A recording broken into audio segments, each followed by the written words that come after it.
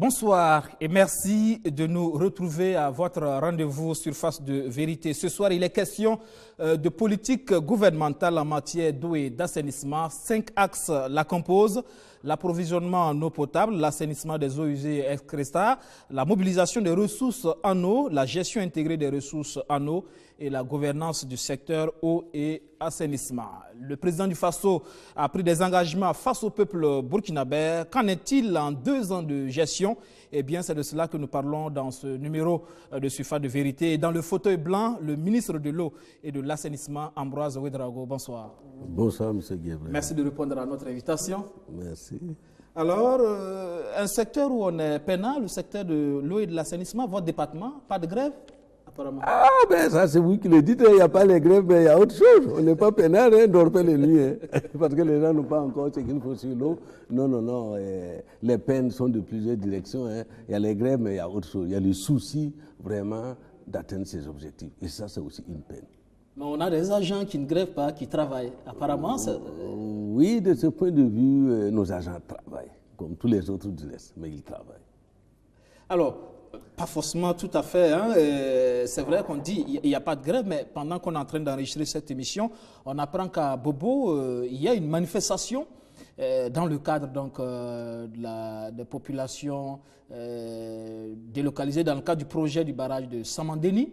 C'est quelque chose de 22 milliards et il y a une partie de la population qui a des doutes par rapport à la gestion. On demande par exemple un audit de la gestion des fonds. Il y en a même qui sont allés jusqu'à demander votre démission, monsieur le ministre. Tout à fait, je suis. OK. Ben, je vous remercie. On va commencer par là, puisque c'est l'activité. On va y revenir, effectivement. Oui, on va y revenir. Mais il faut dire ce qui se passe à Samandeni. Nous sommes tentés de dire que c'est une réaction normale, mais c'est surtout une réaction politique. Il me faudrait plus qu'une heure pour vous dire ce qui s'est passé à Samandeni, comment le Samandeni a commencé, parce que le hasard a voulu que j'ai été un des premiers acteurs donc, de ce barrage. Mais qu'est-ce qui s'est passé? Pendant plus de 7 ans, le projet a végété et puis il était totalement bloqué par les conflits. Quand nous sommes arrivés, nous avons mis en place un comité interministériel qui a séjourné, qui a fait tous les villages. Même moi, j'ai parcouru les villages qui sont affectés. J'ai été 3 fois à Samandeni. Le Premier ministre a été à Samandeni. Le président du Faso s'apprête plus ou moins à aller à Samandeni.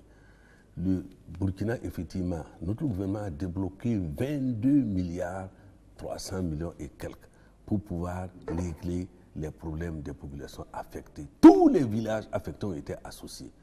Et donc, aujourd'hui, au jour d'aujourd'hui, la mise en œuvre ne connaît aucun problème. Maintenant, il se trouve que des populations qui sont hors zone, je suis clair, si nous avons une politique pour une zone lotie, où s'arrêtent les bornes du lotissement, si tu as 1 mètre et tu n'as pas le bornage du lotissement, tu n'es pas dans une zone lotie, tu es dans une zone non lotie. Tous ceux qui sont hors du plan d'eau de Samandeni, ce que nous appelons le plan des hautes eaux, sont hors impact du barrage. Et ce sont ces gens qui manifestent. Parce que les gens ont vu de l'argent, ils veulent... Ils veulent de l'argent, parce que beaucoup d'argent a été distribué aux populations affectées à Samandeni. Beaucoup d'investissements ont été faits. C'est la première fois dans notre pays qu'il y a autant d'investissements massifs pour des populations affectées. Parce que le gouvernement estime que le barrage de Samandeni, de par la vision qu'il y a derrière cet ouvrage, c'est un pôle de développement, c'est un pôle de croissance donc, de la région des hauts bassins. Ils disent que ça ne fait pas joli à l'antenne, le bic tenu comme ça. Voilà. Donc voilà la vision qui a permis au gouvernement effectivement de faire toutes ces actions. Mais ça a permis aujourd'hui, le gouvernement a pris des engagements. À ce jour, les engagements du gouvernement sont respectés. 2 engagements. Nous avons prévu donc de délocaliser et de réinstaller toutes les populations qui sont dans la limite du plan d'eau. C'est fait. Nous avons promis à partir de ce moment que les travaux avancent parce qu'ils étaient bloqués afin de faire la mise en eau du barrage à partir du 30 juin. Exactement le 7 juillet, j'ai été baisser les vannes du barrage. Aujourd'hui, le barrage stocke plus de 500 millions de mètres cubes, soit plus de 2 fois le barrage du Ziga. L'année prochaine, avec puisqu'on va enregistrer toute la saison des pluies, ça nous permettra peut-être, parce que c'est des ressources naturelles, de pouvoir remplir le barrage, soit un stockage de 1,50 milliard de mètres cubes. On veut quoi? Ça sera le 3e plus grand barrage de notre pays. On veut quoi? Et je pense que ceux qui manifestent, c'est autre chose qu'ils veulent. Moi, j'ai vu qu'ils réclament 15 millions par famille. On est où là? On est où là? Donc, il n'y a pas de problème. Nous sommes au courant, nous en sommes conscients. Ben, je crois que nous aussi, on va essayer un peu de dire ce qui se passe sur le terrain. Notre souci, c'est le plus grand nombre. Notre souci, c'est la justice. Notre souci, c'est l'équité. Mais aussi, le dialogue est ouvert. On se parle. Qu'ils viennent me parler. Ils demandent ma démission, ils ne me connaissent même pas. Ils demandent ma démission. Il n'y a pas de problème. Quand celui qui m'a nommé voudra me confier d'autres tâches, il le fera. Il ne sait pas d'où nous sommes venus. C'était la parenthèse.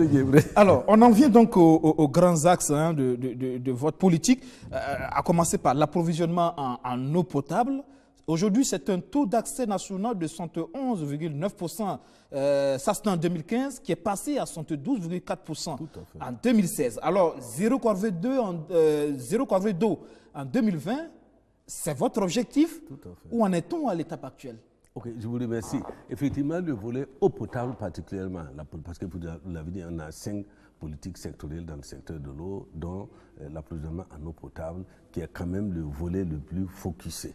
Et c'est normal, parce que même de par la loi qui dispose sur l'eau, cette loi dit la priorité, c'est l'accès à l'eau potable pour les populations. Donc c'est normal que nous mettions l'accent dessus. Bon, d'abord, le contenu de la zéro corvée en 2020, il faut que ça soit clair. Ça ne veut pas dire que chacun partout a un robinet dans sa maison. Non, ça veut dire deux choses. La notion de corvée, c'est la notion de pénibilité. Bon, vous savez, même enlever la boule de thon, mettre dans sa bouche, comporte une certaine pénibilité. Dans certains pays, même avoir le robinet dans sa maison et être obligé de quitter sa terrasse pour aller enlever l'eau, c'est une pénibilité. Mais notre notion de corvée, de zéro corvée d'eau, veut dire 3 choses. Veut dire que tous les villages du Burkina doivent avoir accès, un point d'accès à l'eau potable. Et aujourd'hui, à un moment donné, on va aller au quartier, on va aller au hameau de culture. Quand nous avions pris service, il y avait à peu près, vous savez les chiffres, épargnez-moi les chiffres parce que bon, ils varient chaque jour. Il y avait à peu près 256 villages sans accès à l'eau potable. Aujourd'hui, on est environ à 175 villages. Et notre objectif, c'est qu'en 2020, tous ces 175 villages-là, chaque village aura accès à un point d'eau potable. Parce qu'on est parti sur les forages. Aujourd'hui, les forages ont leurs limites. Il y a des forages qui ne sont pas productifs. Il y a des zones où la géologie ne permet pas de faire des forages positifs. Mais ce n'est pas pour autant que ces populations n'ont pas un droit d'accès à l'eau. C'est à nous de trouver les politiques et les stratégies pour pouvoir faire des systèmes de transfert et des systèmes de distribution d'eau. On est là-dessus, c'est ce que nous appelons les CPE. Zéro corvée d'eau veut dire aussi le rapprochement. C'est-à-dire, selon qu'on soit en zone urbaine ou en zone rurale, on est entre 300 et 500 mètres pour accéder au point d'eau. Zéro corvée d'eau veut dire aussi les populations autour d'un même point d'eau. Je prends le cas des forages parce que c'est le plus connu en milieu rural. À Ouaga, on n'a pas trop ce problème, sauf au niveau des bonnes fontaines. On devrait avoir 500 personnes maximales pour un point d'eau, donc pour un forage. Tout ça, parce que ça doit aboutir à un temps d'attente. C'est-à-dire que si vous attendez 4 heures pour accéder au point d'eau, c'est un problème. Si vous attendez 2 heures, c'est moyen. Si vous attendez entre 0 heure et 2 heures, c'est déjà plus acceptable. Voilà un peu la question de la notion de zéro corvée d'eau. Mais nous sommes là-dessus. Nous sommes sincèrement là-dessus. D'accord. Alors, mais les coupures, par exemple, les coupures d'eau, prenons des grandes villes comme Ouagadougou, depuis l'arrivée de Roch-Marc Christian Kabore au pouvoir, bon, on a l'impression que tout est pire qu'avant. Oh, n'exagérons pas. Oh, je suis désolé. Non. Tout ne peut pas être pire qu'avant. Tout ne peut pas être pire qu'avant. Je ne vais pas vous faire toute l'histoire, surtout les cas de Ouagadougou, de ce que nous appelons l'AEP Ouara. L'AEP Ouara a commencé par le projet Ziga 1. Et Ziga 2 devait reprendre la relève. Je crois que c'est en 2008 qu'on a fini Ziga 1. Et Ziga 2 devrait reprendre la relève immédiatement vers 2015-2016. Ça a accusé un retard de plus de 3 ans. Donc nécessairement, la démographie de la ville de Ouagadougou s'est retrouvé amplifié. Normalement, la ville aussi s'est étendue, etc., etc. Parce que vous savez, avant de revenir sur ça, vous savez, aujourd'hui nous calculons 20 litres par jour et par habitant. Nous calculons 20 litres par tête de bovin. Mais il y a des pays où on est à 200 litres par jour et par habitant. Donc tout reste relatif. Et nous avons commencé à 15 litres par jour et par habitant vers les années 1984-85. Donc il y a quand même une évolution dans le confort. Maintenant, qu'est-ce qui s'est passé? Effectivement, l'eau de Ziga 2 est arrivée à Ouaga en avril 2016. Bien sûr, pour les populations, c'était la fin des difficultés. Malheureusement, nous le connaissons, ça n'a pas été la fin des difficultés. Pourquoi? Parce que l'eau de Ziga est arrivée aujourd'hui, je l'ai dit même ce matin, une émission, on produit beaucoup plus qu'il n'en faut pour Ouaga. Parce que les stations de production d'eau potable de Ziga 2 sont programmées à l'horizon 2030. Il se trouve qu'effectivement, la population de Ouagadougou ne dispose pas de l'eau en tout le temps, en tout lieu et à toute heure. Ça, je le reconnais. Mais c'est lié à 3 facteurs. Premier facteur, il y a des quartiers qui sont en zone haute. Bon, je prends les premiers quartiers. Il y a des quartiers qui sont quand même bien desservis. Il faut aussi que nos usagers aient l'honnêteté de les dire, même s'ils ne veulent pas le reconnaître. Il y a des quartiers aujourd'hui où les gens ont l'eau 24 heures sur 24. C'est la partie de la ville où il y a le réseau ONIA et où il y a les réservoirs, c'est-à-dire les châteaux d'eau. Ils n'ont aucun problème. Il y en a même qui sont en surpression. J'ai été saisi pour ça. Deuxième catégorie de quartiers, c'est ceux qui ont le réseau de l'ONIA, mais soit ils sont en zone haute, soit ils sont en fin de réseau. Ça fait que la pression des châteaux d'eau n'arrive pas à les desservir toute la journée. Et ils n'ont l'eau que quand les premiers n'en prélèvent pas. C'est ça le gros problème. Et enfin, il y a des zones où il n'y a pas le réseau de l'ONIA. Ça, vous avez beau produire, puisque vous n'avez pas le réseau pour leur amener l'eau, ils ont des problèmes. Voilà les 3 catégories. Maintenant, qu'est-ce que nous avons fait? Nous avons dit, en fait, Ziga 2 a connu une accélération pour régler l'essentiel. Mais sinon, la fin de Ziga 2, c'est le 31, enfin, c'est en fin décembre 2018. C'est ça l'échéance que nous donnons pour vraiment régler ces problèmes. Ça veut dire quoi? Parce qu'on quoi? l'avait annoncé pour avril. Avril Oui, est passé, ça a été un gros poisson d'avril. Non, pas du tout. C'est vrai. Non, c'est pas ça. Non, ce qu'on a annoncé pour avril, je l'ai dit en début d'intervention, on l'a réglé. Pour avril, c'était une phase d'accélération du Ziga 2. Accélération veut dire quoi? Parce qu'initialement, c'était pour juin. Juin 2016 plutôt, c'était la fin de la mise en œuvre de la station de traitement. On a pu, et l'arrivée de l'eau à Boutenga, à Ouaga, on a pu effectivement envoyer l'eau en mi-avril, je crois que c'était vers le 16 avril. Donc ça a été respecté. Et c'est ça qui a permis justement au château d'eau de se remplir. Donc ça a été respecté, ça c'est clair. Hein. Mais Ziga 2, qu'est-ce qu'il a dans Ziga 2? La fin de Ziga 2 comporte quoi? Comporte 3 éléments. La contribution des châteaux. Il y a des châteaux qui sont en train de se construire dans divers quartiers. Je crois qu'il y a au total, vers Nagré, on va construire un château, vers Bogodgo, on va construire un château, vers Saba, on va construire un château, on va construire des bâches, on va mettre en place des systèmes de pompage pour fouler l'eau. Ça, c'est une phase de Ziga 2. L'autre phase de Ziga 2, c'est l'extension du réseau de distribution. 52 km. Ça veut dire que les quartiers qui ne disposent pas de réseau ONIA, la plupart vont disposer de réseau ONIA. C'est ça les 52 km.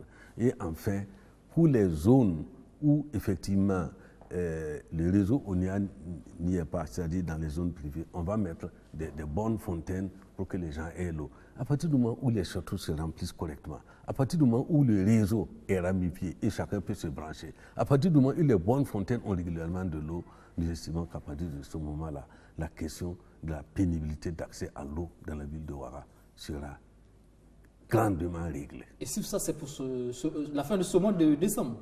Non, j'ai bien dit fin décembre 2018. On est fin décembre 2018. Oui. Donc il faudra encore attendre au moins un an.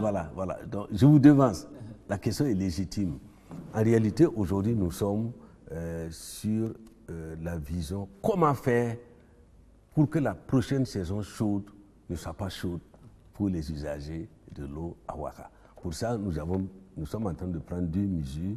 La première mesure, nous sommes en train de réaliser 43 forages pour injecter l'eau dans les réseaux qui ne prennent pas régulièrement de l'eau. La deuxième catégorie, comme j'ai dit tout à l'heure. Et ça, ces forages sont en cours. Moi et même mon chef, le Premier ministre, nous allons même faire un tour. Actuellement, mes équipes même sont sur le terrain pour regarder où en est l'état d'exécution. Ne vous en faites pas, hein. Vous savez, même ma hiérarchie ne me lâche pas. Hein. Pour vous dire, depuis hier, là, mon cabinet travaille pratiquement jusqu'à 23h, 24h chaque jour pour pouvoir être sûr qu'on ne va pas vivre des pénuries d'eau, des pénibilités d'eau dans la prochaine saison chaude. Deuxième aspect qu'on est en train de faire, nous sommes en train de mettre en place des pompes, les pompes classiques là, en français facile, les pompes qu'on pompe avec les mains là. Nous appelons ça des pompes, des PMH, des pompes à motricité humaine. Ça, il y en a 50. Ça aussi, les marchés sont en cours de passation. Ça, c'est pas compliqué à faire. Vous savez, 50 pompes, normalement, en moins d'1 mois, on règle ça amplement. Et ça, c'est pour les quartiers où il n'y a pas d'eau. Les gens auront l'eau gratuitement, parce qu'à travers des pompes. Mais quand nous allons réaliser nos 52 km de réseau, bon, on va seulement arrêter ces pompes et donner le robinet et donner les bonnes fontaines aux populations. Et ça, l'échéance, c'est le 31 janvier 2018. Pour que mars, avril et mai 2018 ne soient pas un trimestre de pénibilité. Exactement. Bon, il y a l'autre aspect, ce sont les casses de canalisation, mais ça arrive, hein, les travaux publics cassent une canalisation à droite, à gauche. C'est ce qui s'est passé les 2 et 3, où nous avons subi effectivement une difficulté de distribution de l'eau. Voilà à peu près la situation. Ça, c'est pour Ouaga. Bon, on peut aller plus loin, mais peut-être que ça dépendra. Il y a que ces derniers temps aussi, il y a aussi la qualité de l'eau servie. Hein. Parfois, une couleur pas du tout rassurante. C'est dû à quoi Non. Les infrastructures quelque peu vétustes? Non, pas du tout, pas du tout. Je ne sais pas trop de quoi vous parlez. J'ai surtout été saisi par le goût de l'eau. Parce que normalement, depuis l'école primaire, on nous a appris que l'eau potable est incolore, est inodore, ça n'a pas d'odeur et ça n'a pas de goût. Voilà, c'est les critères en français facile. Mais effectivement, j'ai été saisi parce que l'eau comportait un goût quelque peu pas correct. Alors nous avons essayé de voir. En fait, ce qui s'est passé, c'est qu'au niveau, mais ça provient essentiellement de la station de traitement du Ziga 2. C'est qu'au niveau du barrage du Ziga 2, il y a eu une poussée exceptionnelle d'algues, hein, la verdure qui recouvre l'eau là, faisant que l'eau brute a été souillée, particulièrement souillée par ces algues-là. Comme dans le processus de traitement, ce n'était pas une question intégrée, c'était la turbidité et le problème donc, de la bactériologie qui était pris en compte. On n'a pas tout de suite intégré la question des algues qui sont venues de façon imprévue. Ça, je l'accepte, effectivement, nous avons vérifié. Mais nous sommes en train de prendre des mesures à long terme. Mais pour l'instant, on a pris des mesures à court terme. C'est des filtrations par charbon. Hein. On a effectivement passé cette eau brute aux algues-là par un filtre à charbon avant de les traiter. Donc je crois qu'on a réglé le problème de façon temporaire en attendant de trouver une solution définitive. Pas de souci donc à ce niveau. Alors sur la base des indicateurs aujourd'hui, que dit de l'atteinte de l'objectif? On a parlé notamment de 10 376 forages neufs en 2020. À 2 ans, nous sommes à 2408, hein, loin quand même de l'objectif. Attendez.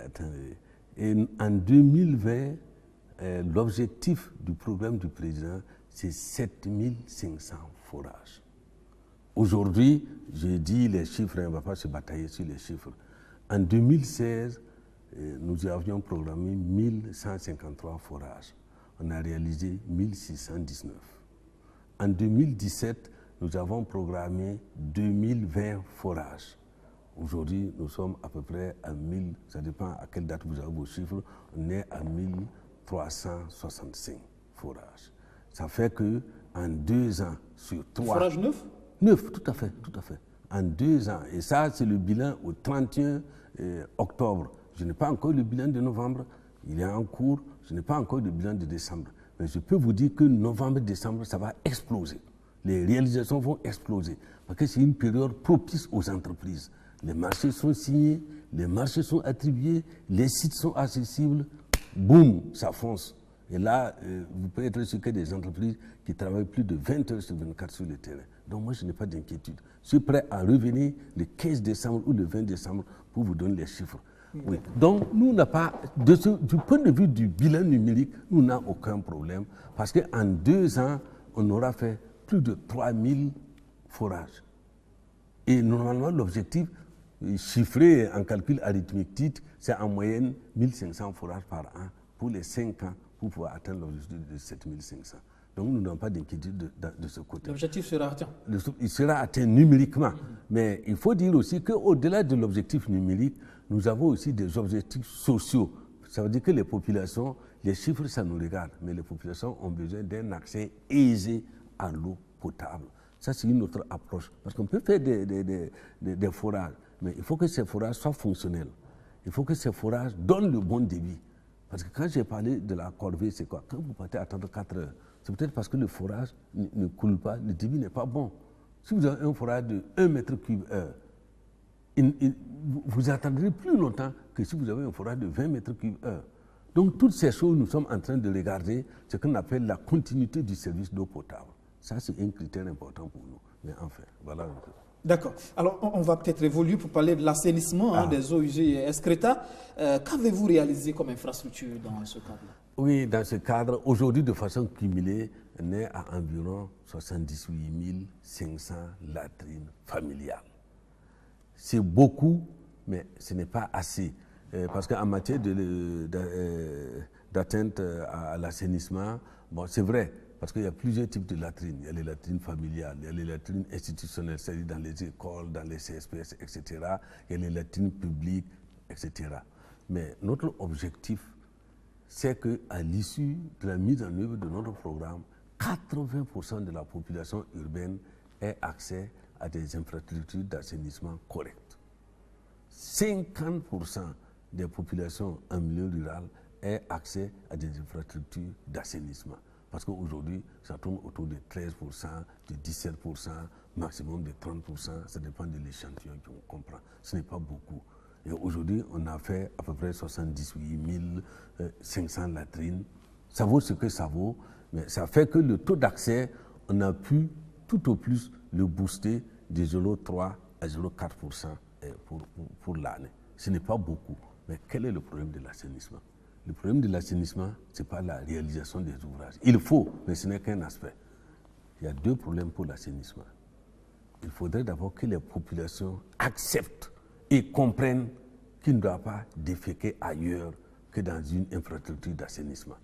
Ça, c'est en milieu rural. Tout à fait, tout à fait. Ah ben vous savez, même à Ouaga, il y en a qui défèquent à l'air libre, il y a des choses que je ne peux pas vous raconter, mais des fois j'ai observé des scènes, j'ai dit où est-ce qu'on est. Voilà, mais c'est surtout un milieu rural. Vous savez qu'ici, je vous dis, il y a des familles ici à Ouaga, bon, je peux parler d'indigence. Il y en a qui défèquent dans des sachets noirs et qui le balancent par leurs fenêtres. Malheureusement, c'est le cas. Il y a des familles, ça au moins c'est connu, où les eaux usées sont dans la rue. C'est presque la même chose. C'est presque la même chose, parce que les eaux usées comportent et les excrétas solides et les excrétas liquides. Tout ça, c'est des eaux usées. Bon, bref, vraiment ce chapitre. Donc, je dirais qu'il y a 2 aspects. C'est d'abord que les populations comprennent que déféquer à l'heure libre nuit à leur santé. Ça, c'est un. Il faudrait que les populations comprennent que la latrine est une obligation du point de vue de la santé, du point de vue de la dignité. Je l'ai souvent dit. Vous savez, aujourd'hui, l'époux du président du FASO s'est engagé avec son association dans un projet FASO Toilettes où elle envisage d'aider, de sensibiliser à la construction de 100 000 toilettes par an. Pourquoi? Et nous avons été satisfaits parce qu'en fait, en milieu rural surtout, on parle surtout du milieu rural, c'est la femme la plus grande victime de la défécation à l'air libre, donc du manque de latrine. Parce que je l'ai souvent dit dans mes discours, et nous les hommes là on peut se débrouiller, mais une femme ne peut pas se débrouiller. Voilà, après nous on a des urinats et n'en ont pas, donc c'est déjà plus compliqué. Donc il faudrait effectivement que ça passe. Voilà, exactement. Je vais vous donner une parade. Moi j'ai été dans des villages, quand j'ai parlé de latrine, on m'a dit, mais monsieur le ministre, Oui, on veut bien des latrines pour aller faire les WC, mais il nous faut manger d'abord pour aller aux toilettes. Ce qui n'est pas vrai. Un homme, qu'il mange ou pas, il doit aller aux toilettes. Et les toilettes là, même si tu bois 1 litre d'eau, tu vas aller aux toilettes pour l'évacuer. Nous avons été dans des villages, je ne vais pas citer les choses, où on nous a dit, écoutez, c'est en langue nationale, écoutez, 2 trous ne se regardent pas. Je ne sais pas si vous voyez ce que ça veut dire. C'est-à-dire que lui, il ne va pas se mettre au-dessus d'un trou. Lui, il a un trou, il ne met pas le trou au-dessus d'un trou. Bon, on le dit comme ça, mais c'est important. Si nous n'arrivons pas à vaincre un peu ces pesanteurs sociaux, on peut construire les latrines, c'est chaud. L'autre exemple, parce que je ne peux vous prendre trop de temps. Là aussi, ceux qui me suivent, je répète la même chose. Moi, j'ai dit, je suis qu'un répétiteur. À Ouagadougou, quand vous regardez sur la plupart des murs, interdiction d'uriner. J'aimerais bien que quelqu'un qui a envie d'uriner le domaine, mais ici c'est interdit. C'est où c'est autorisé? Il n'y a pas. Je suis convaincu que vous avez vu comment ça se passe dans des pays. À Paris, bon, vous ne citez que ça, hein, bon, quoi qu'on dise, on y va souvent. Mais si vous regardez, en moyenne, quand vous faites 500 mètres à Paris, vous avez une latrine publique. Chez nous, à Ouagadougou, il en manque, hein? Il n'y en a pratiquement pas. Il y en a, mais c'est très insuffisant. On a un projet de latrine publique. Mais la latrine publique, c'est quoi?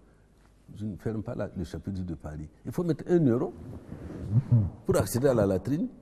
Je veux dire à l'urinoir, des fois 60 centimes. 1 euro ici, c'est combien? C'est plus de 600. Je ne sais pas si vous faites des latrines publiques, vous dites aux gens de payer 500 pour y aller, ils vont y aller. Mais pourtant, on va en arriver. Effectivement. Il faut peut-être commencer par 100 francs. Oui, pourquoi pas?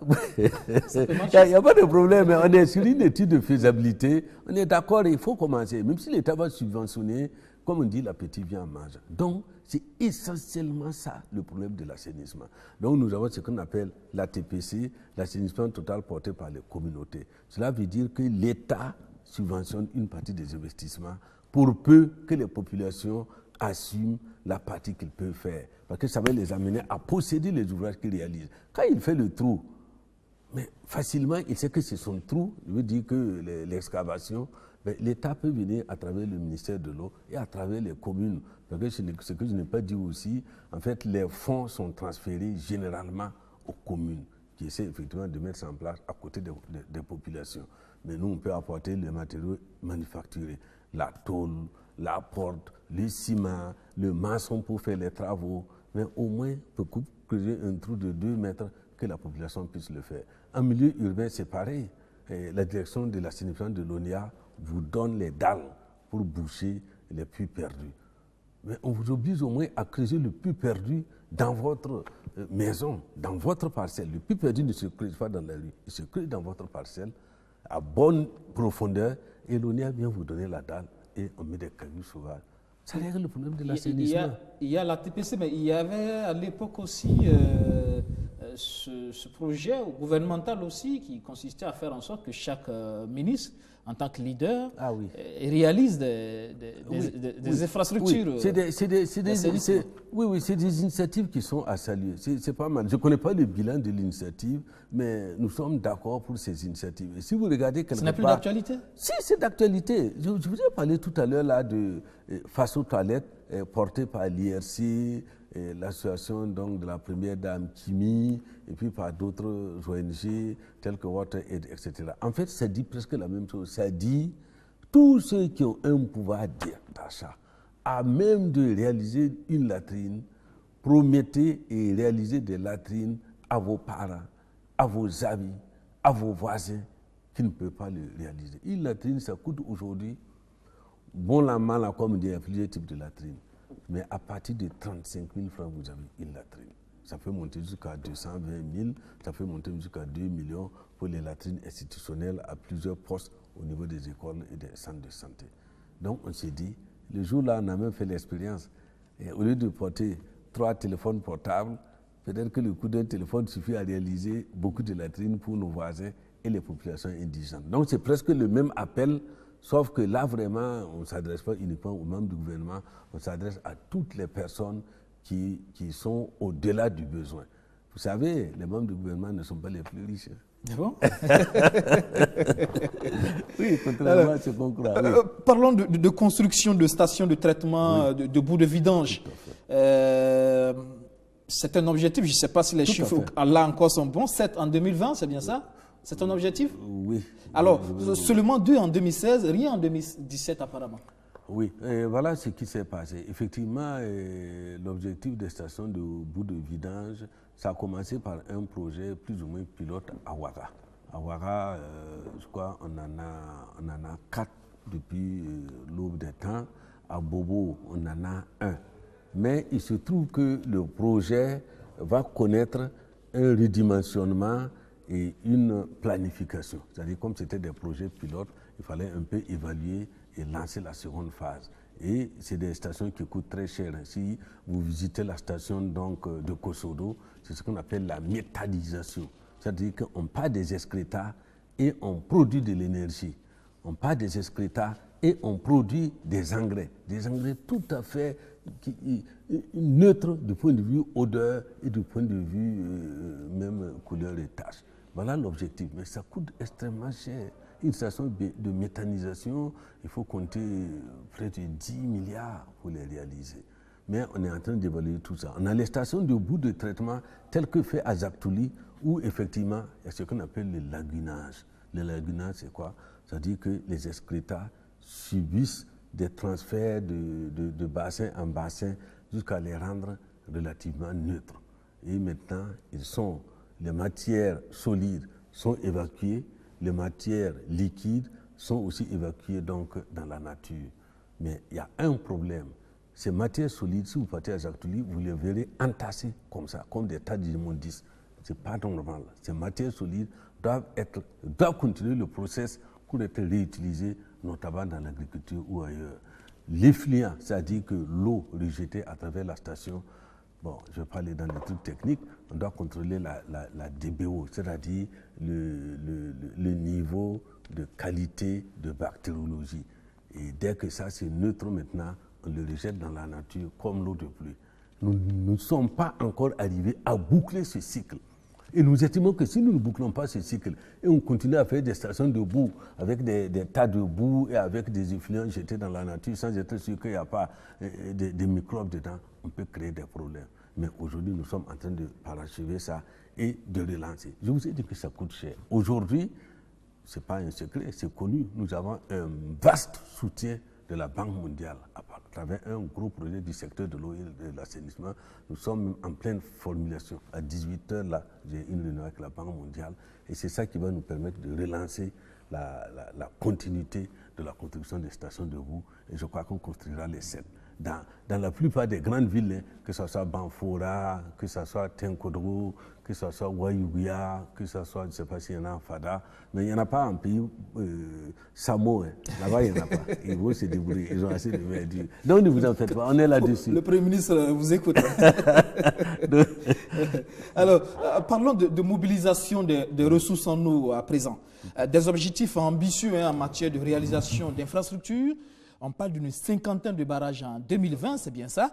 Là aussi, on est visiblement très loin de l'objectif. Hein. Seulement, on peut dire 5 barrages construits, 5 en cours de réalisation, c'est bien ça? À peu près, oui. Je vous ai dit, on ne va pas faire la bataille des chiffres. Mais je suis content parce que vous avez les objectifs. Parce que l'objectif, on ne le change pas. C'est un peu les rythmes annuels, les trucs qu'on peut changer. Effectivement, l'objectif du programme du président du FASO, notamment parce que la mobilisation des eaux de surface, ce n'est pas seulement les barrages. Il y a plusieurs types d'ouvrages de mobilisation des eaux de surface. Mais en ce qui concerne le volet barrage, effectivement, il est prévu 50 barrages, donc ça à peu près 10 barrages par an. Alors, qu'est-ce qui a été fait? Effectivement, la première année, on a réalisé 4 barrages. On a terminé 4 barrages, on a réhabilité 3 de mémoire. En 2017, nous avons lancé la réhabilitation de 12 barrages financés par le budget de l'État et 7 barrages financés par les partenaires. Ça fait au total 19 barrages.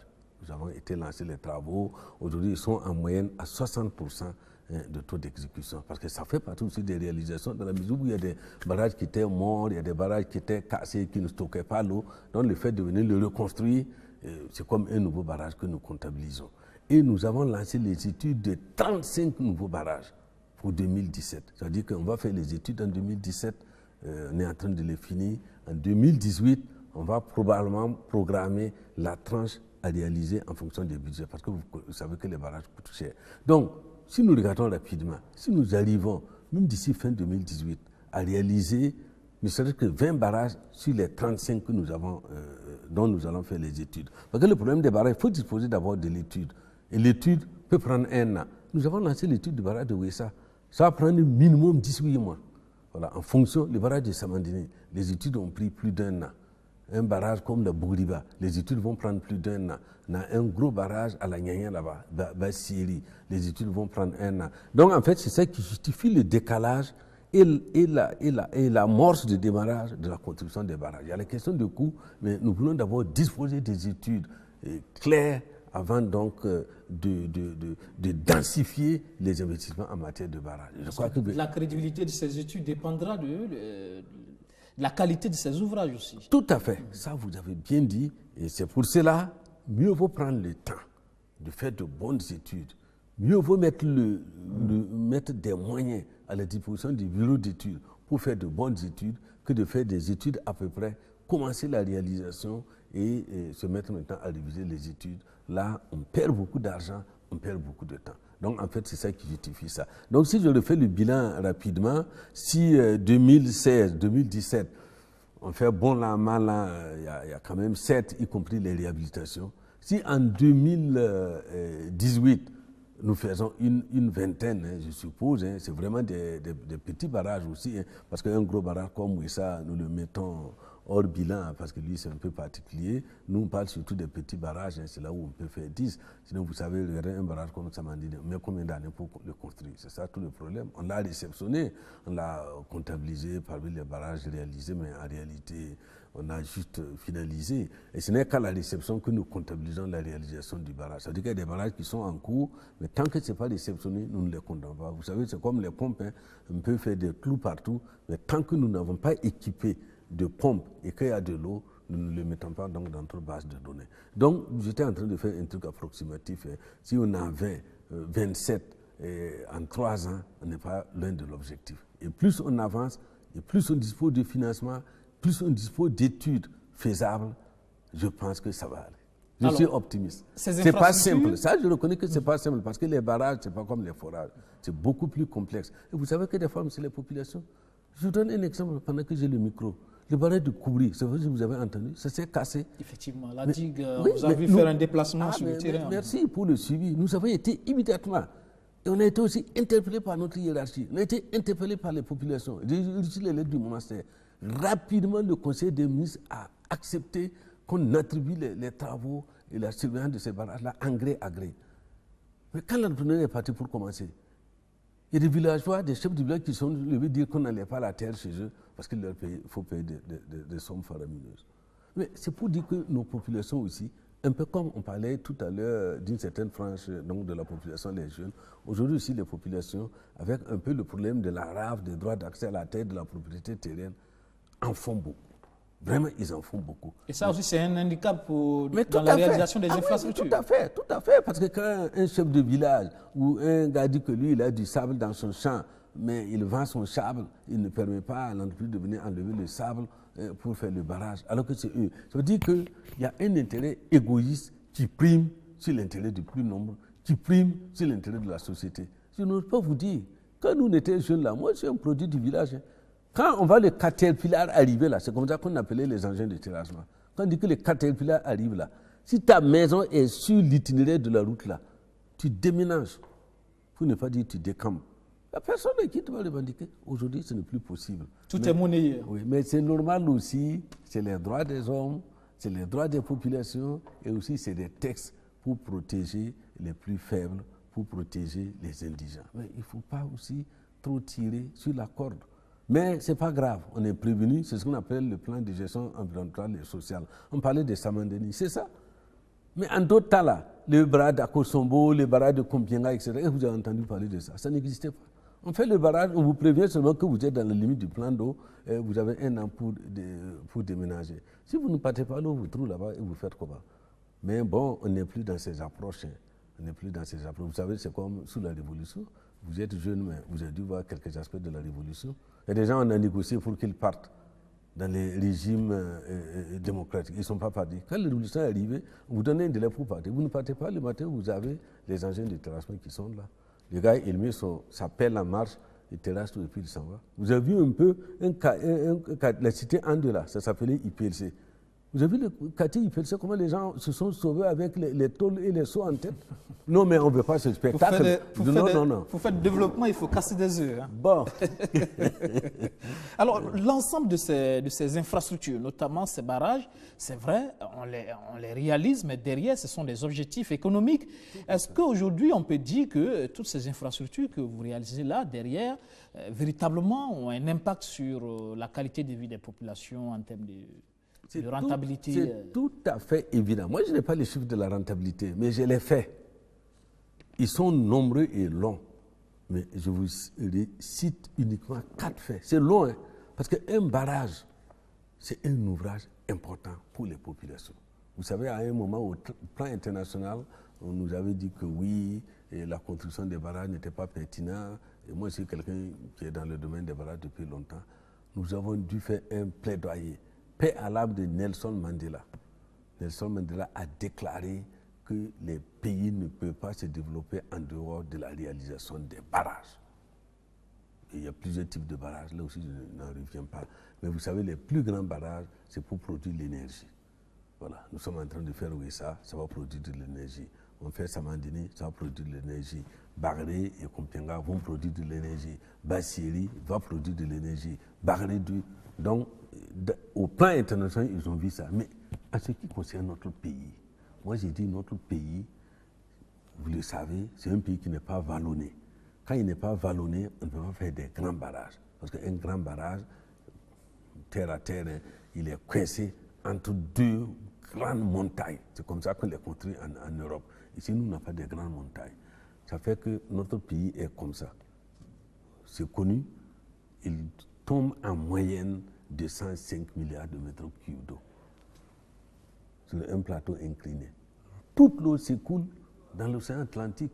Si nous ne mettons pas des barrages pour ralentir la vitesse de l'eau, pour permettre à l'eau de s'infiltrer, on ne le voit pas, mais l'eau, quand elle ne coule pas, elle s'infiltre.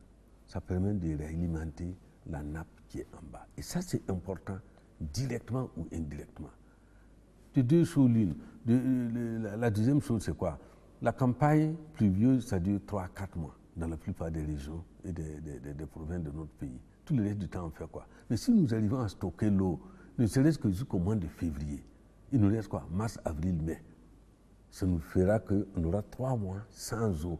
Tout le reste là, on a de l'eau, soit de pluie, soit de l'eau stockée. C'est important.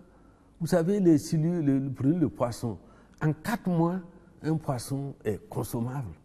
Donc, vous voyez, vous avez ça, la réglementation de la nappe, la disponibilité de l'eau de surface pour le maraîchage, ça c'est connu. Les plus riches aujourd'hui, c'est les maraîchers parce que c'est une grande valeur ajoutée, même s'il y a d'autres problèmes derrière ça, c'est autre chose. Pour les animaux, vous voyez le nomadisme, quand les éleveurs sont en train de bouger, ils suivent l'eau. Donc, quand il y a un peu d'eau, ça les stabilise. Et même pour ce qu'on appelle les effets des changements climatiques, les crues. C'est-à-dire qu'aujourd'hui, quand une grande crue arrive, c'est-à-dire que dès qu'il pleut beaucoup, si vous avez un barrage, la crue arrive dans l'eau du barrage. Elle s'étale, ça diminue la puissance de la crue. C'est comme l'histoire du tsunami. Donc ça aide aussi un peu dans la protection sociale dans le cas des changements climatiques.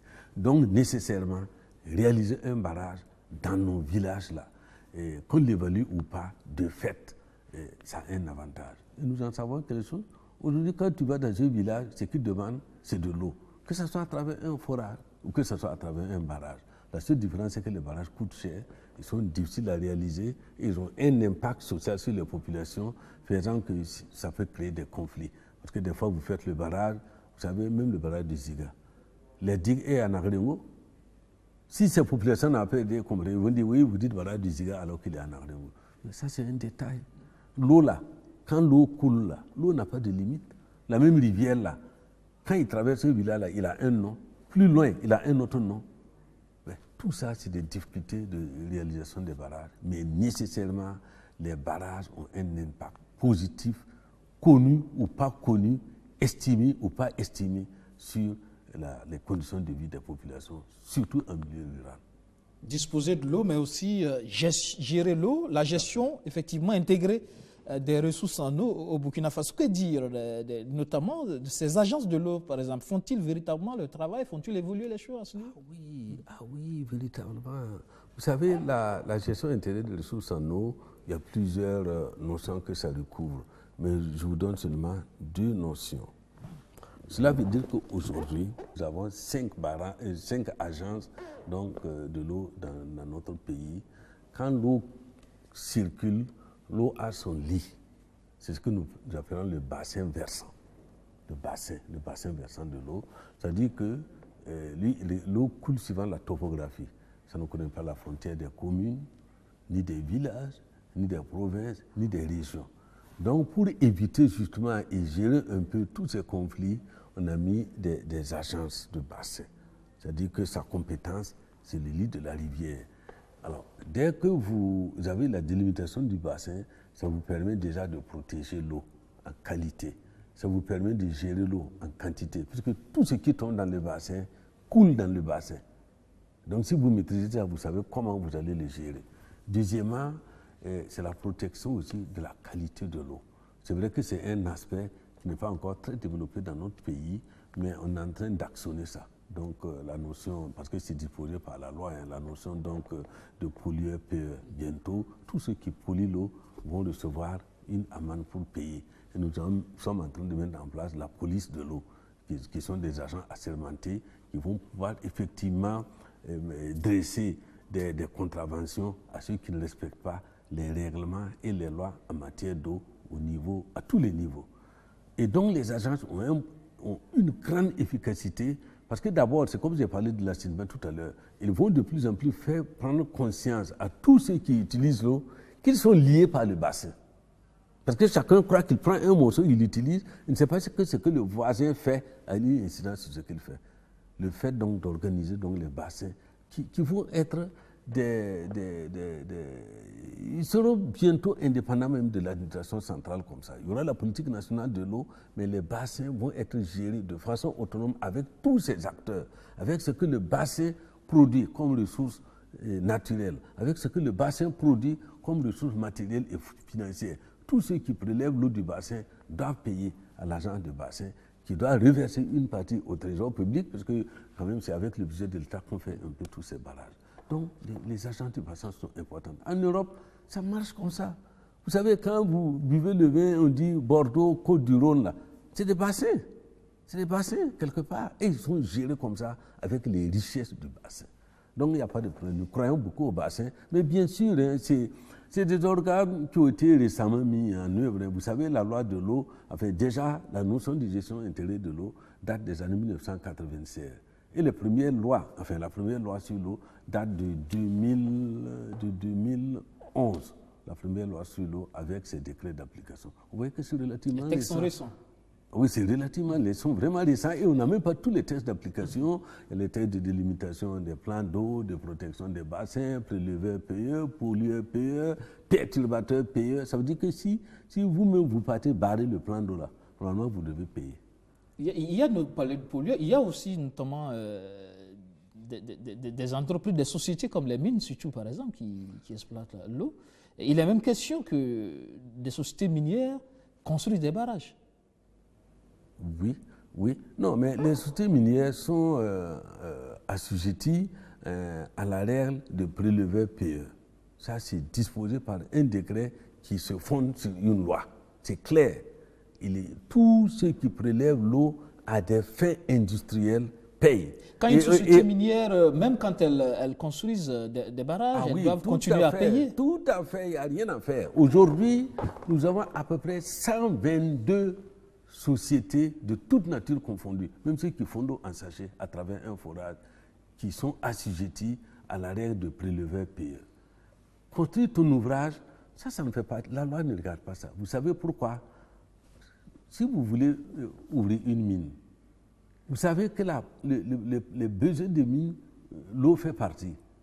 Dans votre plan d'investissement, dans votre plan d'affaires, dans votre business plan, comme on dit, vous avez intégré le coût de la construction du barrage. Ça n'a rien à voir. Même si vous avez construit votre barrage, la loi dit que vous devez payer l'eau parce que l'eau, c'est un patrimoine national. Point. C'est obligé. Maintenant, mais parce qu'effectivement, il y a eu un long débat sur la contrée. Et je vous ai parlé tout à l'heure, je vous ai dit tout à l'heure que si vous troublez, si vous perturbez le régime de l'eau, la troisième composante de ce qu'on appelle la CFE, la contribution financière en matière d'eau, la loi dispose que vous devez payer. Donc, pour avoir construit le barrage même, nous, on peut viser la troisième disposition de la CFE pour vous faire payer. Vous savez pourquoi? Parce que vous savez, quand l'eau coule comme ça,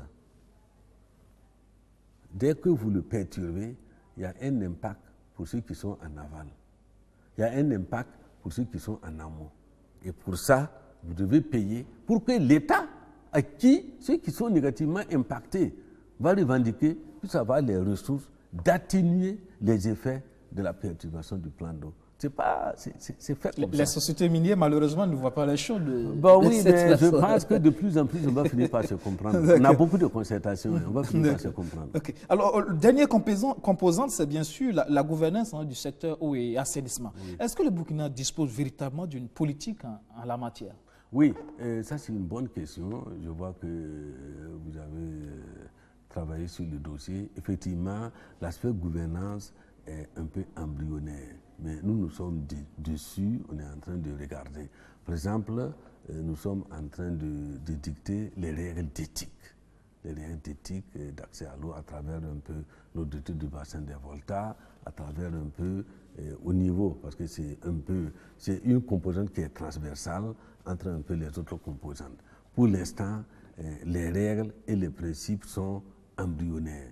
Mais vous savez, on ne peut pas tout faire en même temps, parce que quand les notions, parce qu'ailleurs ça a pris 100 ans, ça a pris un siècle, ça a pris 50 ans, chez nous ça n'a même pas encore pris 20 ans, et vous savez que la perception que nos populations ont de l'eau, c'est une donnée naturelle, les pluies, c'est le bon Dieu, c'est le Tout-Puissant, etc. Bon, tout n'est pas faux, mais il faut quand même nuancer. Ça fait qu'aujourd'hui, effectivement, la question de la gouvernance sur l'eau est une question qui est un peu en retrait. Elle n'est pas mise en avant par rapport aux autres. Mais nous, qu'est-ce qu'on est en train de faire? Et de notre point de vue, pourquoi cette composante gouvernance-là est un peu en retrait? Alors, qu'est-ce que nous sommes en train de faire d'abord? Déjà, au niveau du secteur de l'eau, à travers les départements, nous sommes en train de déconcentrer au maximum les départements. Parce que jusqu'à présent, le ministère de l'eau et de l'assainissement était au niveau région. Nous sommes en train, ceux qui ont suivi les derniers conseils des ministres, d'aller au niveau province. Du niveau province, à travers la maîtrise d'ouvrage déléguée, nous sommes en train d'aller au niveau commune. Quand on va en arriver là, cela veut dire quoi? Cela veut dire que les ressources en eau, qu'elles soient de l'eau de surface, qu'elles soient de l'eau souterraine, doivent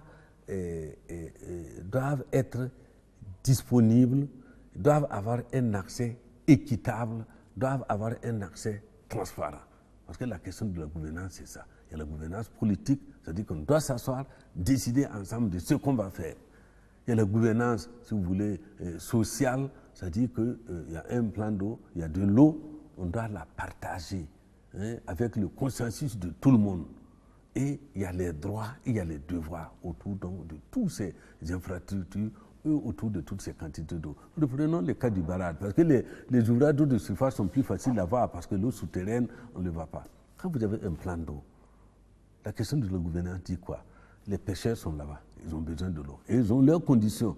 Parce que c'est une condition, si vous ne respectez pas, vous n'avez pas de poisson.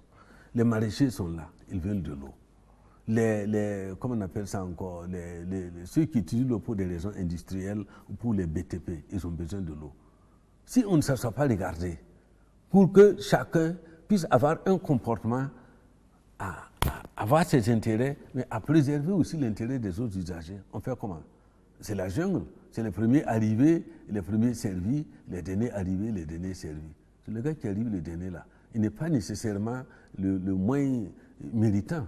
Voilà, donc c'est tout cela qu'on est en train de voir. Mais moi j'ai toujours dit, vous savez, aujourd'hui, la communalisation intégrale nous a rendu beaucoup de bien en matière de gestion des barrages. Là aussi, c'est ma chanson. Les barrages n'appartenaient à personne. Vous savez, moi là, j'ai visité plus de 1000 barrages dans ce pays. Les barrages n'appartenaient à personne. Aujourd'hui, tout barrage a un propriétaire. Vous savez qui c'est? C'est le maire.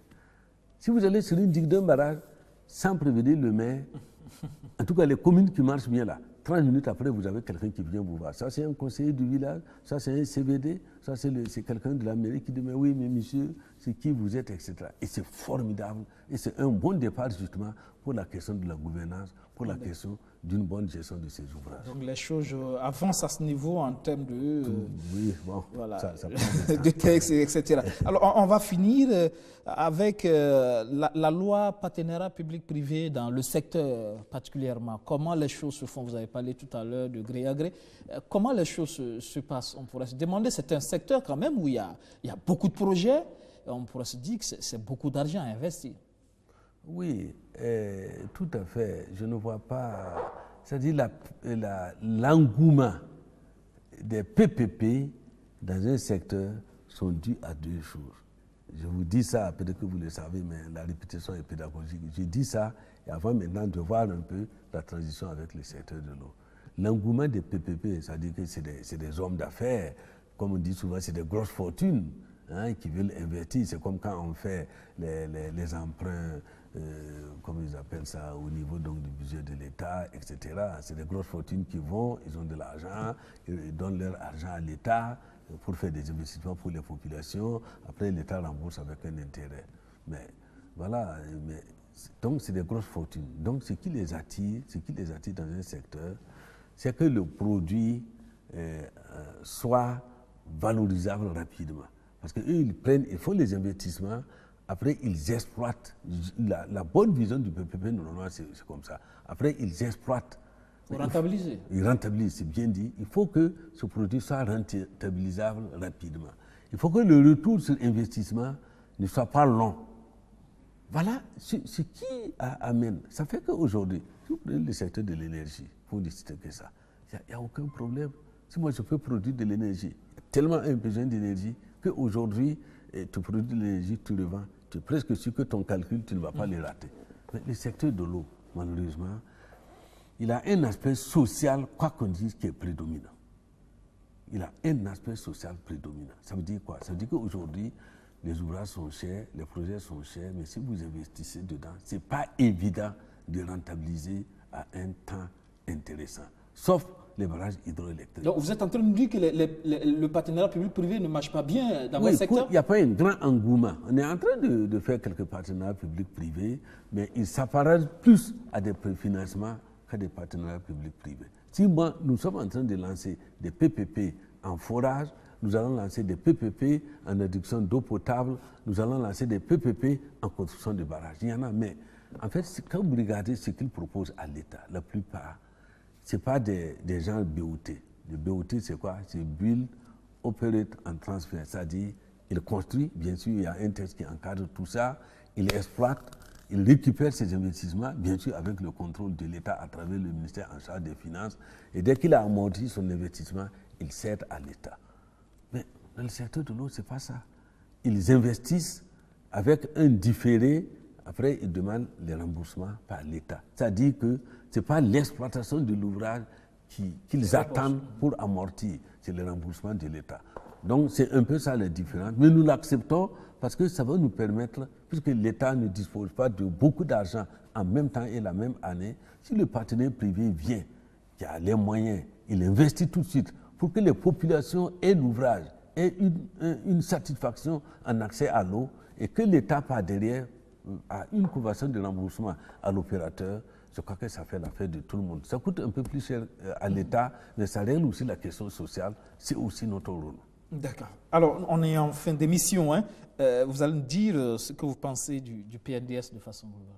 Ah, le PNDS, c'est formidable. De toute façon, mais, je fais partie des départements qui ont été à Paris pour négocier les financements du PNDS. Et je vous assure, rien que l'engouement des partenaires techniques et financiers, des banques de développement, des grandes banques de financement, avec la Banque mondiale en tête, les autorités françaises sur place en tête, je crois que ça a été un honneur. Rien que cette forme, c'était un honneur pour notre pays.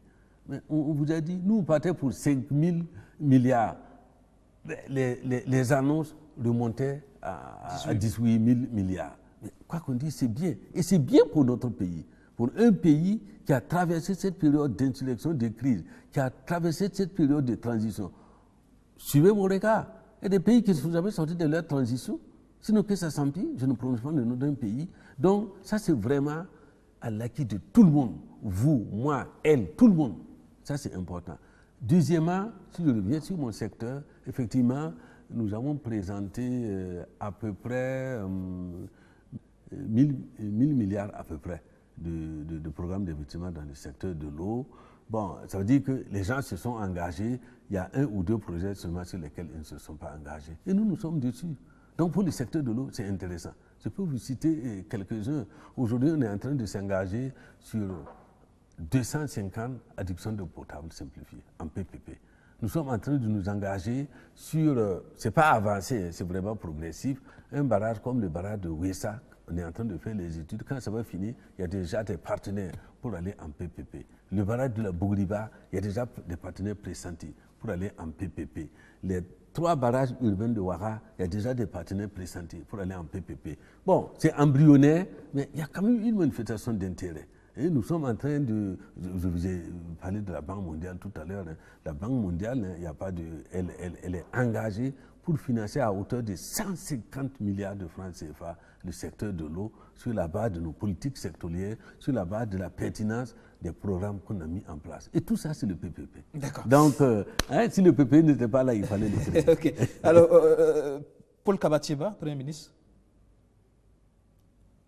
qu'est-ce que vous pensez de Paul Kabatieba? Oui, voilà un grand intellectuel qui croit à ce qu'il fait, qui a de la passion à ce qu'il fait et qui n'a aucune réserve. Vous savez, confidence pour confidence, des fois, je dis, Excellence, laissez-nous faire. Ah non, je dois être avec vous. Vous allez voir, la semaine prochaine, là, il va faire le tour des quartiers périphériques avec moi. Imaginez un Premier ministre qui consacre ce temps. Je ne sais pas s'il dort, le Premier ministre. Je ne sais pas s'il dort vraiment.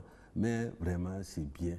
Au-delà de ce que les gens croient, c'est quelqu'un qui croit à ce qu'il fait fermement, qui s'engage, qui s'investit. Regardons ça. Ils laissons tomber les bavardages inutiles. Ça, c'est clair.